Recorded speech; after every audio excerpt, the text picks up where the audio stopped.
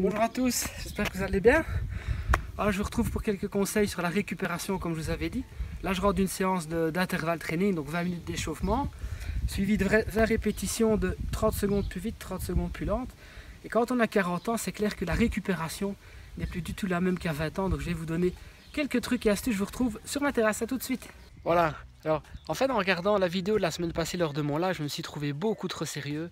Donc j'ai décidé aujourd'hui d'être plus relax sur ma terrasse, au soleil, mais surtout d'être plus court et de ne pas dépasser 10 minutes afin d'aller à l'essentiel. Alors quand on parle récupération, après un effort relativement intense, c'est-à-dire haut en pulsation, mais surtout il y a une casse musculaire, des changements de direction ici, un intervalle training, c'est clair qu'on a quelques minutes juste après l'effort pour mettre en place une stratégie de récupération afin d'éviter des courbatures, voire des crampes, contractures et puis parfois des petites déchirures malheureusement qui peuvent apparaître.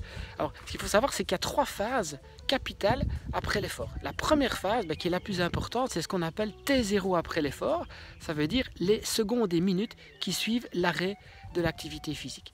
Et on estime qu'on a en fait 30 minutes pour que la récupération soit optimale. Après quoi, si vous voulez, les cellules musculaires sont beaucoup moins avides de carburant, vont moins bien assimiler le sucre, l'eau et également les acides aminés, c'est-à-dire les protéines que vous allez ingérer. On parle d'ailleurs en anglais de open window, ce qui veut dire fenêtre métabolique. Donc les fenêtres, c'est-à-dire les cellules musculaires, s'ouvrent pendant à peu près 30 minutes et c'est là que vous devez apporter absolument les protéines, le sucre et l'eau, après quoi les fenêtres se referment et la récupération sera moins bonne. On va voir quelques exemples juste après.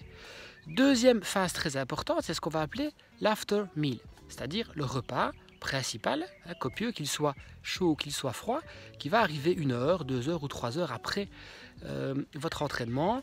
Et ce repas devra non seulement contenir une source importante de protéines, des œufs, du thon, du saumon, du poulet, mais également des protéines végétales telles que tempeh, tofu, seitan, des fruits oléagineux, on en a déjà discuté, et également des légumineuses, des pois chiches, des fèves ou haricots. Il faudra bien sûr que vous ayez un apport en glucides relativement important aussi, c'est-à-dire que vous allez recharger grâce à du quinoa, des patates douces, des pâtes ou du riz, également votre glycogène musculaire, c'est-à-dire les réserves de glucose pour la séance du lendemain ou du surlendemain. Et la troisième phase qui sera capitale, c'est l'endormissement. C'est-à-dire c'est la fin de journée et c'est également la nuit, lors de laquelle vous allez essayer de venir apporter une source de caséine. La caséine, c'est en fait un fragment protéiné contenu notamment dans le lait, dans un fromage blanc, dans un skyr en particulier qui est un fromage blanc scandinave mais beaucoup plus riche en protéines, ou dans un verre de lait. Et grâce à cette caséine, vous allez pendant la nuit avoir une diffusion lente et progressive d'acides aminés qui va compléter en fait la récupération musculaire que vous avez entamée juste après l'effort.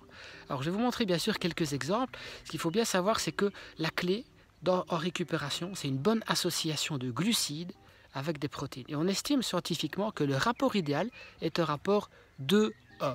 Exemple, 20 g de glucides plus 10 g de protéines, ou 40 g de glucides plus 20 g de protéines. Donc avec ce rapport 2:1, vous allez avoir suffisamment de sucre pour générer une sécrétion d'insuline, qui sera l'hormone qui va favoriser l'assimilation des acides aminés, ça veut dire des fragments de protéines, à l'intérieur de vos muscles. Donc concrètement, ne prendre que des protéines après un effort, ça n'a pas vraiment d'intérêt. Ne prendre que du sucre non plus, mais quand vous associez le sucre plus la protéine, plus de l'eau bien entendu, vous avez le trio gagnant de la récupération. On peut même dans certains cas de figure ajouter du sel quand il a fait très chaud, si c'est le cas aujourd'hui, il commence à faire chaud. C'est clair que s'il y a plus de 30 degrés et qu'on s'entraîne 3 heures, on rajoutera également du sel dans la boisson. Donc, je vous montre quelques exemples.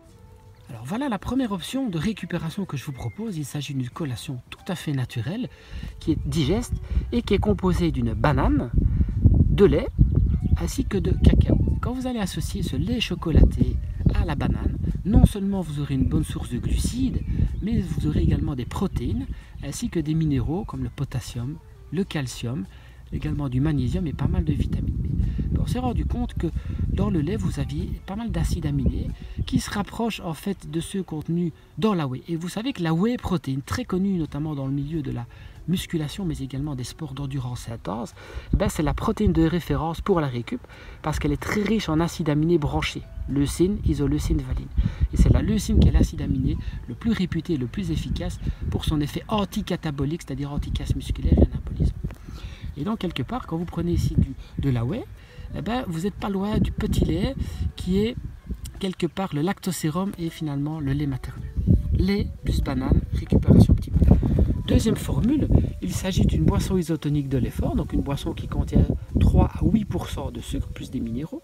Et vous allez ajouter à cette boisson une pâte de fruits, une pâte d'amande, une barre protéinée.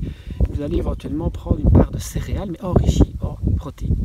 Bien sûr, on peut remplacer cette boisson isotonique par un jus de fruits frais, notamment un jus de raisin, ça c'est pas mal du tout, bien sucré. Donc exemple ici, je vais dire, qui est fatalement un peu plus transformé que la première version, mais qui est extrêmement pratique, c'est d'avoir une boisson sucrée et d'ajouter une barre céréalière, idéalement riche en protéines et en bons gras, notamment ici des fruits secs.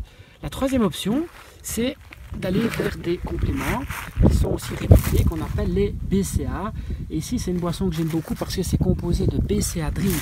Alors c'est tout nouveau, ça marche super bien, c'est simplement acide aminé branché, leucine, isoleucine, valine, à laquelle vous allez rajouter de la grenade. Et la grenade, c'est en fait le fruit le plus riche en anti-inflammatoires, mais également très riche en antioxydants. Donc voilà 3 formules, je vous présente. Donc, la formule vraiment basique, on va dire alimentaire, la formule avec des produits spécialement étudiés et réfléchis du commerce, mais essentiellement bio et orientation sportive en sucre liquide, sucre solide, bon gras et protéines. Et puis vous avez la formule soit acide aminé en comprimé, en poudre ou également en milkshake. Voilà. Alors bien sûr, quand je faisais allusion tout à l'heure au jus de raisin, je ne parlais pas du jus de raisin fermenté. Faites attention de ne pas boire de l'alcool juste après l'effort, parce que ça va clairement ralentir le processus de récupération, dans la mesure où l'alcool est plutôt diurétique et acidifiant. Donc pourquoi pas un bon verre de vin ou une bière avec les potes après l'effort, mais pas juste après celui-ci. Alors sur ce, je vous laisse parce que je vais manger ma crêpe et boire ma petite boisson de récupération. À bientôt!